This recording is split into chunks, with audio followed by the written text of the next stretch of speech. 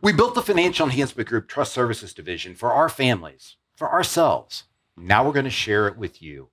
This briefing is what Josh and I, our two firms, have been able to coordinate and put together that have helped more than 5,000 families in Josh's case, more than 2,000 families in my case, come together to provide the proper legacy tools for you to complete your financial journey. Join us as we explore things that you need to consider about your legal tools, whether you want to use a will or a trust. What's right for you or wrong for you is unique to your situation, but we're going to give you a clear path and understanding of things that you need to consider.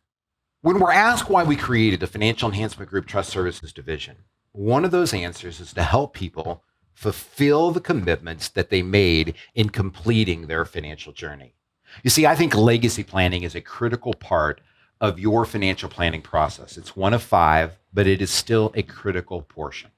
And the problem is, when I looked at most documents, Josh, including my own when I first started, the majority of it was aimed at B's and D's, at births in my family and at deaths in my family. Very little of that document had to do with me.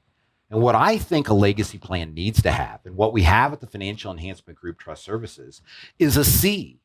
It is decisions that need to be made that reflect the choices that our hard work and energy as we build our nest egg allow us to make.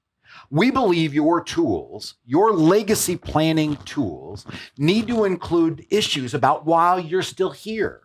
Really, legacy planning is not a destination of death, but it's a journey of life and decisions that are going to have to be made.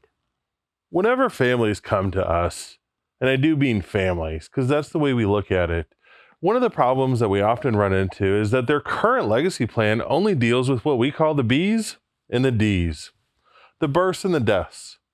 A lot of times their counsel is even telling them this stuff can just stay the same. It can write it out. But what we found is in our own families, there's a C. What happens for the continuation? What happens whenever we talk about capacity decisions? What happens between the B's and D's? And that's what we call the C's. It includes things while we're still here. We need to focus on this not being a destination, but a journey. And that's what we want to build with you and your family.